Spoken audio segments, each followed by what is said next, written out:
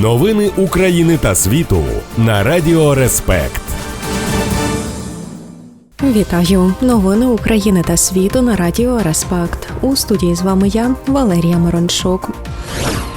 У Дніпропетровській області 1 листопада під час російських обстрілів загинули військовослужбовці Збройних сил України, повідомило угрупування військ «Схід». Окупанти завдали ракетно-дронового удару по кількох громадах, а саме Нікопольській, Піщанській, Покровській, Марганецькій і Червоногригорівській. Є загиблі і поранені серед військових. Правоохоронці перевіряють, чи дотримувалися вимог щодо оповіщення про небезпеку та заборони перебування особового складу на відкритій місцевості. Раніше ВВА повідомляли про 3 загиблих і десяток поранених, однак не уточнили, чи всі вони були цивільними.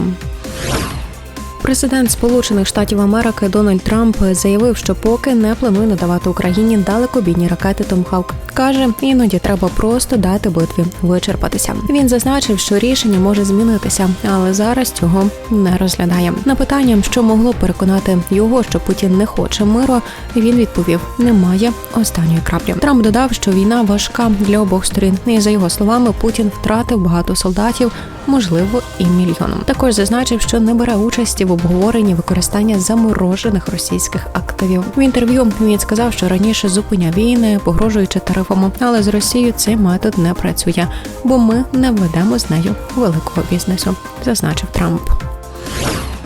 Від початку повномасштабного вторгнення в Україні загинули 116 журналістів, із них 18 під час виконання роботи. Про це повідомила Нацрада з питань телебачення і радіомовлення. Серед загиблих українські та іноземні репортери, які ризикували життям, аби світ дізнався правду про війну. У російському ж полоні нині щонайменше 27 українських медійників. Один із них військовий. Нацкомітет закликав міжнародних партнерів вимагати звільнення полонених журналістів, створити механізм покарання винних і посилити підтримку організацій, що документують злочини проти медійників.